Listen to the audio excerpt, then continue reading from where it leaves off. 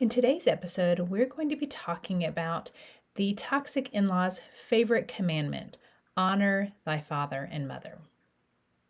Are you a Catholic wife grappling with challenging in-laws? The Catholic Wives Desiring Peace podcast is your sanctuary for navigating the sometimes stormy seas of life with in-laws while being validated for what you've experienced. Join me, your host, Miriam Susan, a Catholic wife who's weathered nearly 3 decades of in-law drama, as we tackle the tough issues you're dealing with head on. Hey, Miriam Susan here today, and we're going to be talking about a topic that may be a little bit triggering because of how our toxic in-laws or our toxic parents use this phrase, honor your father and mother. Now, this is always a sticking point when it comes to this commandment. Obviously, as Catholic wives, we are called to follow and obey all of the 10 commandments. We can't kind of pick and choose, right? But this is one that has really been weaponized by many toxic in-laws, toxic parents, toxic siblings, and toxic grandparents in order to kind of shame our families into towing the line, keeping the peace, and to kind of keep things going instead of really thinking about what the commandment means. Now, one of the things that we have to get just as a baseline when we discuss the commandment of honor your father and mother is, who is the author of this commandment? Obviously, it's God. It's not our parents. It's not ourselves. It's not our in-laws. It's not any human on earth that has authored this commandment. And so when we keep that in mind, it changes how we can interpret how we should live this out. So knowing that and accepting that God is the author of the commandment to honor our father and mothers, then we also have to keep in mind that it is God's standard to decide what that means, right? It is not anybody in our family who might have a toxic dynamic with us who decides how that plays out. So for our experience with my husband and I, honor your father and mother came to mean obey. Not exactly what the commandment says, right? It came to mean our way or the highway. It came to mean things like, you need to honor us in the way we decide we want to be honored.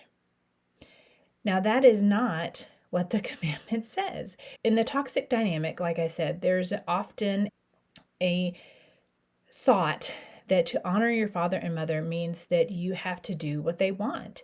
You have to placate them and, fulfill whatever needs, whatever desires that they have, just because they are in that role as your parent. Obviously, they never stop being your parent. My mom is well into her upper 70s and she's still my mom, but there's not that parental role that there exists when you have a parent with a young child.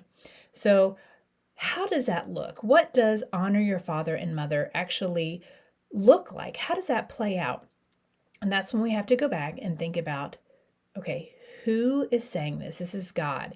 So what does God say brings honor to our mother and our father? It's not blind obedience. It's not putting aside everything that we are, putting aside all of our gifts, all of our talents that God has put in us, all of our desires to please our parents who are no longer really in our primary circle of influence, right? It's more like, I honor my parents by being a good wife. I honor my parents by being a good husband for our husbands.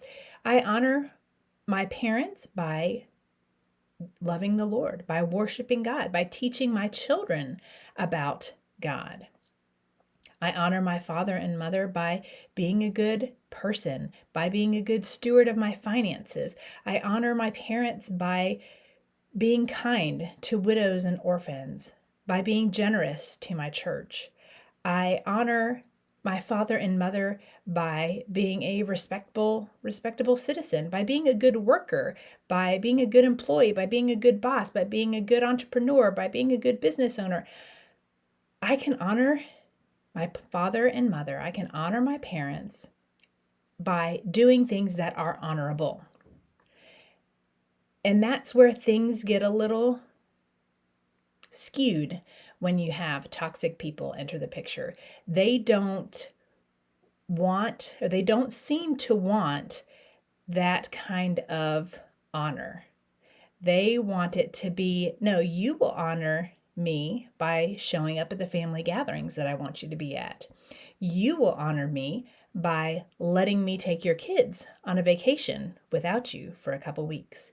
You will honor me by rolling over and letting me do what I want and you do what I say, regardless of how you feel about it. Now, Father Mike Schmitz has a really great video. I will link it in the show notes, talking about how to love and respect parents who are difficult to respect.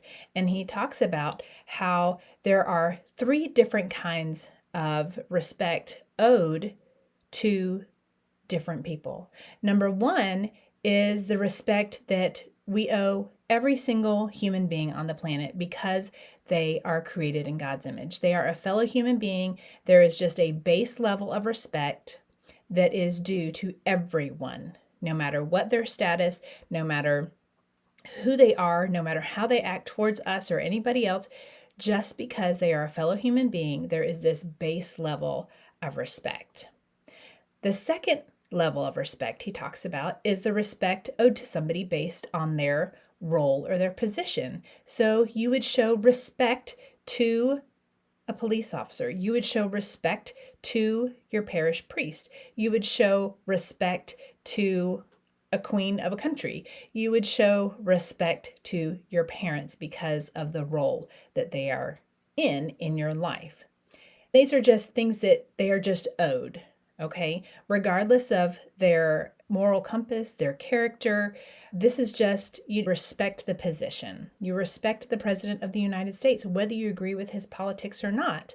You respect the position that he's in.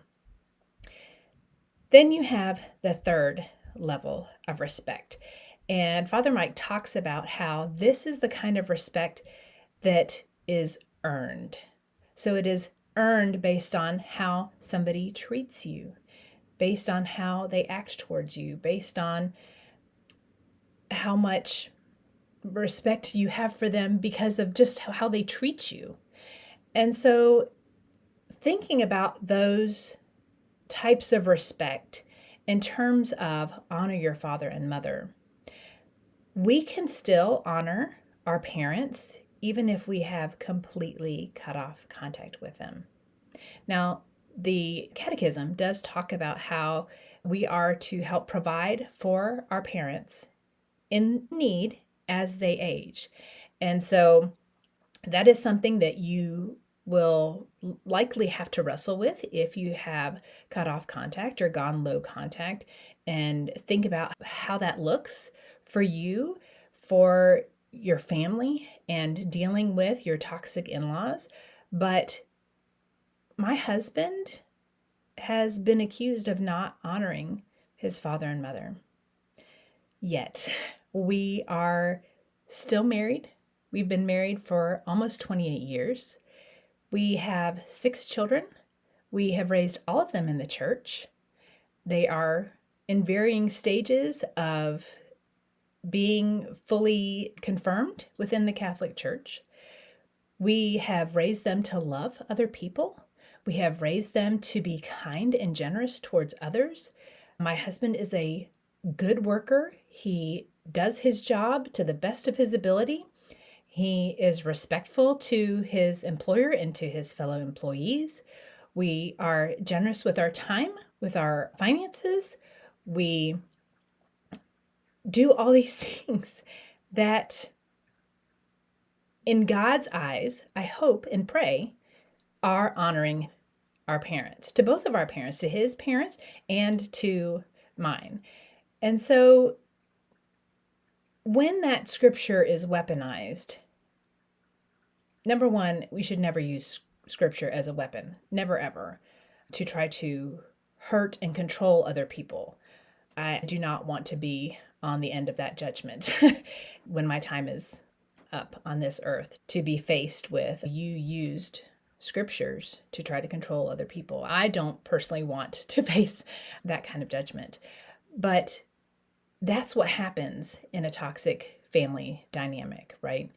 Is that things that are good, things that God does want us to conform to adhere to enjoy, and it is twisted.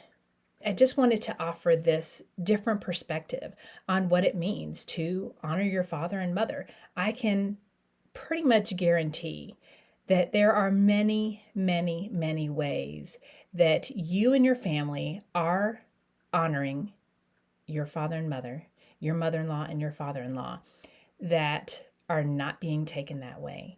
And if you're like us and you even received a book to tell us how to honor your father and mother, which they did not read the part that says if you have abusive relationships that you should cut off contact. They happen to miss that part of the book. But if you do have someone in your life that is trying to take that scripture and try to use it to manipulate you to enter into a deeper relationship with someone that you've kind of pulled back from because it's been toxic, it's been abusive, it's been unhealthy, then just know that they're not interpreting it through God's eyes. They're trying to use it to hurt you. And that's never God's intention. God's never ever wanted to use his own words to hurt us, to cause us to stay in a toxic environment, to cause us to keep our families in an unhealthy dynamic, because that's not his design, right? So I hope that this different perspective to know that you can have a love and a respect for your in-laws based on just the fact that they're fellow human beings, and also based on the fact that they're your husband's parents. They raised him. They made him who he is, good or bad, and all his flaws and all his imperfections. They made your husband who he is. And that is a way to honor them, is to do all those things, be committed to your marriage, be a good spouse, be good parents, be good parishioners for your church, be good citizens, be good workers. All those things do bring honor to your father and mother. So probably was a little bit all over the place today, but I hope you get the gist of what I'm saying, and that please, please do not allow some toxic person in your life to twist a scripture in a way to mean something that it does not mean. And do not discount the ways that you absolutely are honoring your father and mother. Your husband is honoring his parents, even if it's not the way they would claim is honor. So I hope that this is helpful. Please share it with others who may be facing a similar situation, who have some toxic dynamics at play in their family. Share it with your husband and encourage him to dwell on the ways that he is honoring his parents, even if they don't see it, because God does. So I hope this has been helpful. Go in peace. Thanks so much for tuning in to this episode of the Catholic Wives Desiring Peace podcast. I have a free gift for you that I would love for you to get.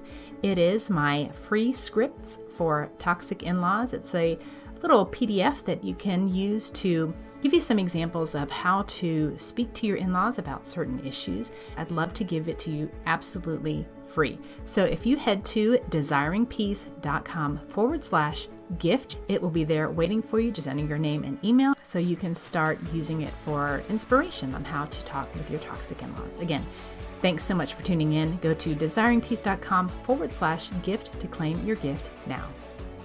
Disclaimer. All content and information on this podcast and our website, including our programs, products, and/or services, is for information and educational purposes only and does not constitute professional medical, psychiatric, or mental health advice of any kind, and does not establish any kind of professional client relationship by your listening to this podcast or use of my website. A professional client relationship with you is only formed after we have expressly entered into a written agreement with you that you have signed, including our fee structure and other terms to work with you in a specific matter. Although we strive to provide accurate general information, the information presented here is not a substitute for any kind of professional advice, and you should not rely solely on this information. Always consult a professional in the area for your particular needs and circumstances prior to making any professional, medical, or mental health related decisions.